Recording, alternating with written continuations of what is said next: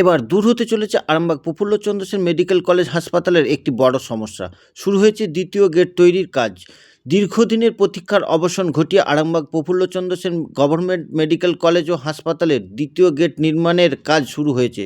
শনিবার বিডিও অফিসের উল্টো দিকে পাঁচিল ভেঙে নির্মাণের প্রাথমিক কাজের সূচনা হয়। উপস্থিত ছিলেন আরামবাগের বিধায়ক হেমন্ত বাগ, অধ্যক্ষ ডক্টর রমাপ্রসাদ রায় সহ হাসপাতালের অন্যান্য আধিকারিকরা।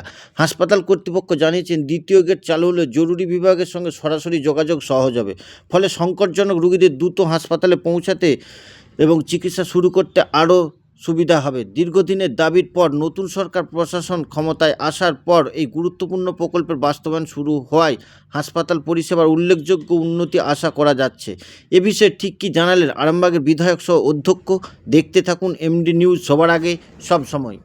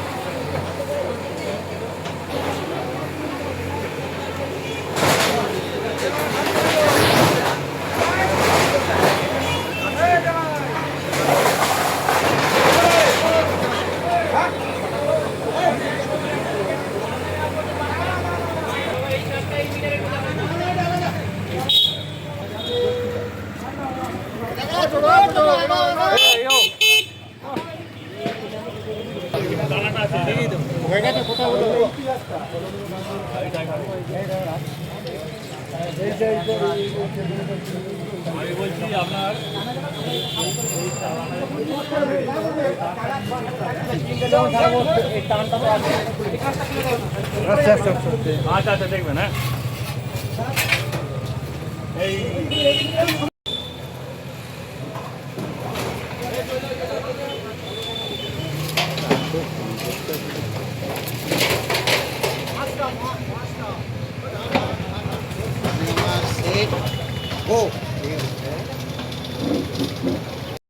দেখুন, আপনারা দেখতে পাচ্ছেন যে আরামবাগ মেডিকেল কলেজ অ্যান্ড হসপিটালের যে এমার্জেন্সি গেট আছে, সেই এমার্জেন্সি গেটের দীর্ঘদিনের সমস্যা, প্রায় 30-40 বছরের সমস্যা।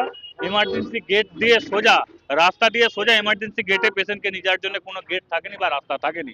অর্থাৎ হসপিটালের জায়গা বেশ কিছু দোকানদার দিনের পর দিন দখল করে সেখানে ব্যবসা বাণিজ্য চালাচ্ছিল। সেই অবৈধ দোকান হসপিটালের নোটিশে এবং পিডব্লিউডির নোটিশে সেই পাঁচিল ভেঙে দেওয়া হয়েছে। পাঁচিল ভেঙে দিয়ে হসপিটালের যে পুরনো যে এমার্জেন্সি হসপিটালের যে গেট, সেই এমার্জেন্সি গেটের সোজাসুজি বাইপাস রাস্তা আমরা তৈরি করছি, যাতে পেশেন্টকে সরাসরি রাস্তা থেকে ডাইরেক্ট এমার্জেন্সি গেটে গাড়ি ঢুকে যায়।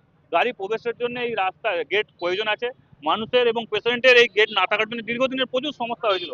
কারণ আরামবাগ মেডিকেল কলেজে একটাই গেট, অর্থাৎ সেই গেটে গাড়ির চাপাচাপির জন্য, টোটো সাধারণ নিত্য পেশেন্টের চাপাচাপির জন্য অসুবিধা হতো। তাই আমরা সরাসরি পেশেন্টের সরাসরি এমার্জেন্সি গেটে ভর্তি করার জন্য এমার্জেন্সি গেট দিয়ে সোজা বিকল্প গেটের একটা রাস্তা তৈরি করেছি। এটা আজকে সবে মাত্র রাস্তা ক্লিয়ার করা হয়েছে। আগামী 1-1.5 মাসের মধ্যে আশা করছি এখানে এমার্জেন্সি যে গেট, সেই গেট আমরা তৈরি করতে পারবো।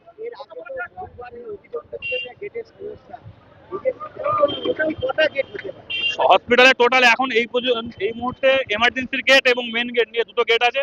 আমরা পরবর্তীকালে আরো একটা গেট করার চিন্তা ভাবনা নিয়েছি, যেটা আপনার করুণা মার্কেটের অপোজিটে যে রাস্তা আছে, সেই রাস্তা দিয়ে সোজা মেন রোড থেকে একদম হসপিটালে প্রবেশ করার জন্য বাইপাস হয়ে ওইখানে একটা গেট করার চিন্তা ভাবনা আছে। তবে সেটা ফিউচারে, ভবিষ্যতে। কিন্তু এখন আপাতত একটা গেট ছিল, এবং এমার্জেন্সি সোজাসুজি নতুন একটা গেট আমরা নির্মাণের জন্য ব্যবস্থা গ্রহণ করছি। বিগত সরকারের সময় দেখা যায় বারবার চেষ্টা করেও কিন্তু গেট করতে পারেনি। আপনারা ক্ষমতায় আসার পরে গেট করছেন, কি ব্যাপার, ওরা করতে পারেনি কেন? শুনুন, 15 বছরের তৃণমূল কংগ্রেসের সরকার, আপনারা দেখেছেন যে হসপিটালের যে মেন গেট আছে, হসপিটালের মেন গেটে আধ ঘন্টার আরামবাগে বৃষ্টি হলে সেই হসপিটালের মেন গেটে 1 হাঁটু জল হয়ে যায়, হাঁটু সমান জল হয়ে যেত। 15 বছরের সরকার এটা চেষ্টা করলে সমাধান করতে পারতো, কিন্তু তারা করেনি। কারণ কাজ করার মানসিকতা না তাদের নাই, তাদের কোথায় ভাগ বটার বিষয় আছে সেই বিষয় নিয়ে তারা ব্যতিব্যস্ত। অথচ আমরা মেডিকেল কলেজের সুপার যখন, প্রিন্সিপাল যখন আমাদের কাছে এ বিষয়ে অভিযোগ জানালো, আমরা ইমিডিয়েট ডিএম কে বলে, এসডিও কে বলে, বিডিও কে বলে যেই রাতে আমাদেরকে খবর দিয়েছে যে স্যার হসপিটালের গেটটা আপনারা দেখুন, কারণ নিত্য প্রয়োজনীয় পেশেন্টদের প্রচুর সমস্যা হচ্ছে, এখানে এক হাঁটু হাঁটু সমান জল হয়ে যাচ্ছে। আমরা সেই রাতেই ডিএম এর কথা বলে, পৌরসভার যে মিনিস্টার তাদের সঙ্গে কথা বলে সেই রাতেই আমরা কাজ সম্পূর্ণ করেছি। আপনারা দেখেছেন হসপিটালের গেট এখন সম্পূর্ণ পাকাপোক্ত গেট হয়ে গেছে, সেখানে আর জল পড়লেও কোনো জল জল জমেনি। আর আজকে যেটা বলছেন যে আরামবাগের এমার্জেন্সি যে গেট, এই এমার্জেন্সি গেট নিয়ে বিগত শুধু 15 বছরের সরকার নয়, বিগত 34 বছরের সরকারের চেষ্টা করেছিল যে এমার্জেন্সি গেটের সোজাসুজি বাইপাসে একটা রাস্তা বের করবো, রাস্তা গেট করে এমার্জেন্সি পেশেন্টটিকে ডাইরেক্ট এমার্জেন্সি তে নিয়ে যাওয়ার জন্য, কিন্তু বিগত সরকাররা করতে পারেনি। নতুন সরকার 2026 সালের ভারতীয় জনতা পার্টির নেতৃত্বে যে মুখ্যমন্ত্রী নির্দেশে আজকে এই সরকার এত বড় একটা কাজ করেছে, এটা সাধারণ মানুষ থেকে নিত্য প্রয়োজনীয় পেশেন্ট সকলের উপকার হবে। কারণ পেশেন্টকে সঙ্গে সঙ্গে আমরা বিকল্প কোনো গেট দিয়ে না নিয়ে ডাইরেক্ট এমার্জেন্সি গেট দিয়ে ঢুকিয়ে তাকে অ্যাডমিশন করে নিতে পারবো, এতে পেশেন্টেরও পরিস্থিতি ভালো থাকবে।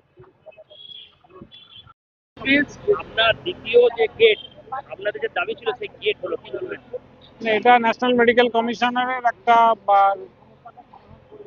এসেনশিয়াল রিকোয়ারমেন্টস যে প্রত্যেকটা মেডিকেল কলেজে ইন অ্যান্ড আউট গেট থাকতে হবে।